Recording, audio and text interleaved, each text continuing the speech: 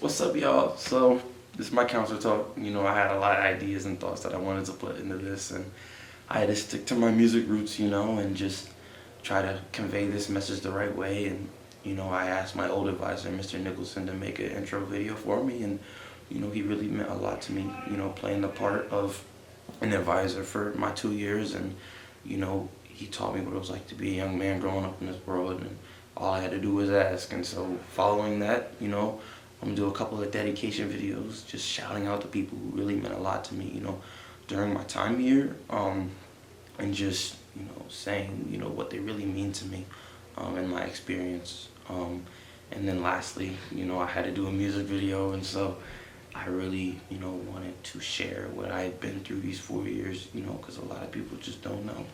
And I really wanted my message to be clear, and I really hope you guys, just really pay attention to the words and, the background and, what it really means. And I hope you can just take a piece from it, And so, let's do it.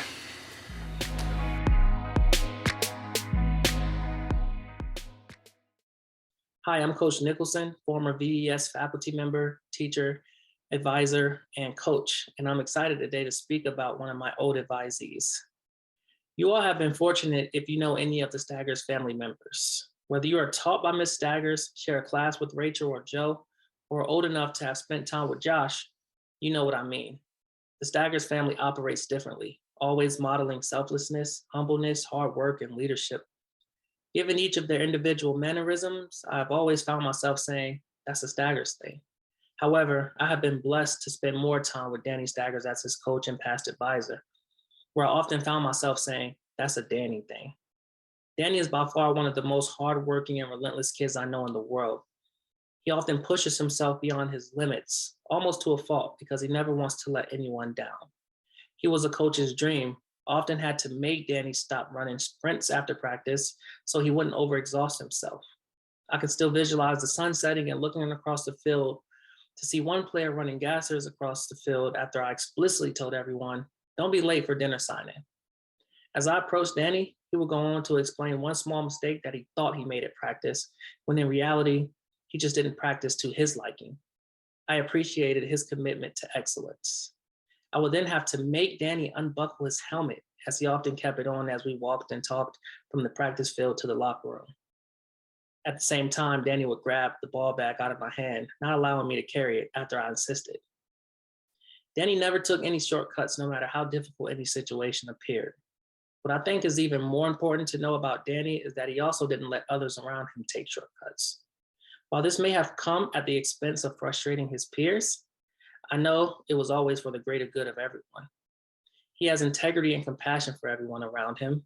He has a heart to help everyone around him. When he is present, he makes you feel like everything will be all right and get done. When he is not present, his absence is felt. I say all that to say, enjoy Danny while he finishes his senior year at VES, because his absence will be felt. You reminded me what it really means to be committed to serving a community, to go the extra mile, and I'm truly honored to know him and to have been a part of his journey.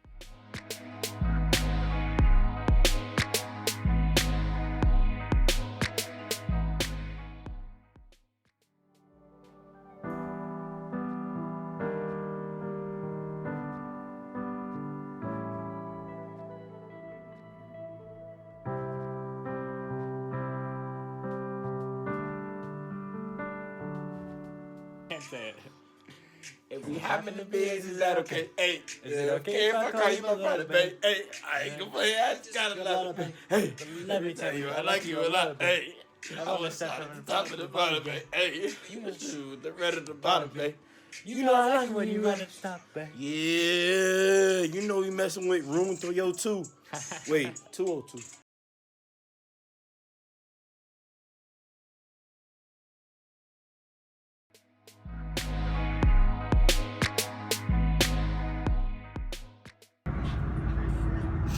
We do this for a living, bro.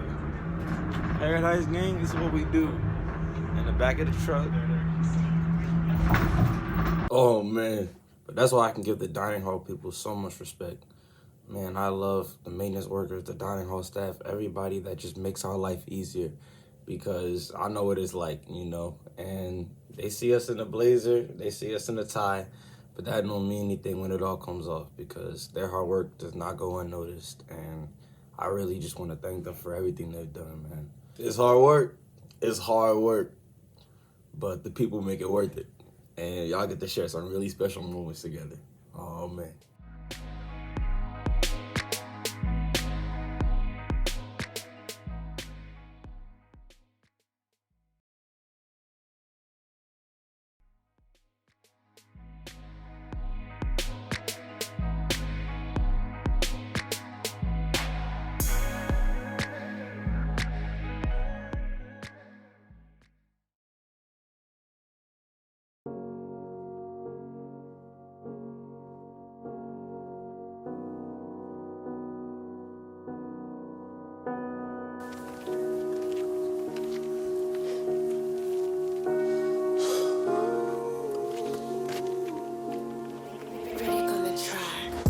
I was brought up in a home where I was never alone. My siblings were my best friends, us against the world.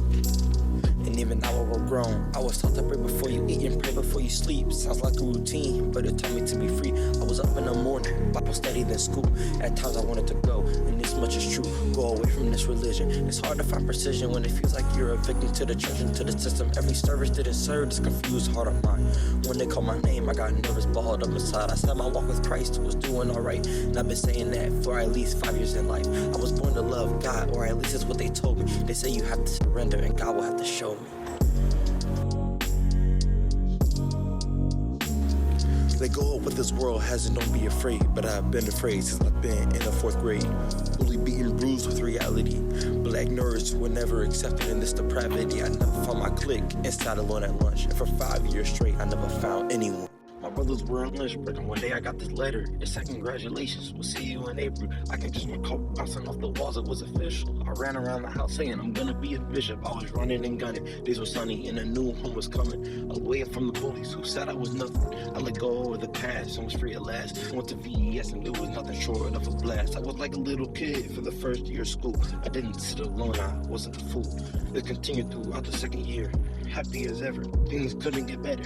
I found freedom just being happy and reckless, and I never needed to be stressed. Sure, there were days when at times it wasn't fun, but overall, it felt like I already won.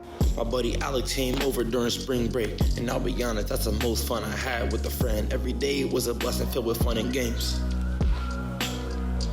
One day, he was on the plane, and I was in pain, facing home quarantine. For some reason, it drove me insane. It tore me in two. Our light flipped on me too. I was feeling hurt, depressed, desperate, all was unknown. I was standing in the light not too long ago, but now I was in the dark, I was alone. My faith was weakened and my heart was hard. I hadn't read the Bible and my spirit was starving. So I said, if I'm in the deep, I might as well go deeper. I'm a lost cause and my energy's depleted. There ain't no saving me, I'm afraid of healing. Started living as a coping mechanism, it became my therapy. Body image was an idol, but I look back at those days with a lot of skepticism. So what I was chasing worth more than being idle, and reading my Bible and growing my faith. Was leaning on that strength worth more than personal gain. I'll answer that question with another one. Was his newfound therapy a replacement for his son? I wish they'd let me know it was gonna be a rough road. Lost a night where I was crying in my sheets. But the scars only made me tough though. But even still, my spirit was weak. But in my weakness, God showed me a street. A way I could walk that didn't need me. Don't be the life of the party and just be still. And you will find peace. So please, don't chase after what this world offers. Even the pros wish they didn't sign them offers. While the clock goes tick-tock, you binging on TikTok. It's about friends and family, cause frankly it's not the things that we crave that makes others' days. It takes humility and an ability to enjoy people's faces, respect and a learning of their space, to be engaged and having the courage to speak up for change. As you're pouring into this community, the signs will become warm. It's a fight to try to front every day. It's hard to put a smile back on your face. Please, don't be afraid. Let God do his thing. I've lost a lot of people. I'm still asking for the reason, but I have to be still and pray for growth during the seasons. I've lost a lot of people, and I'm asking for the reason, but I have to be still and pray for growth during the seasons.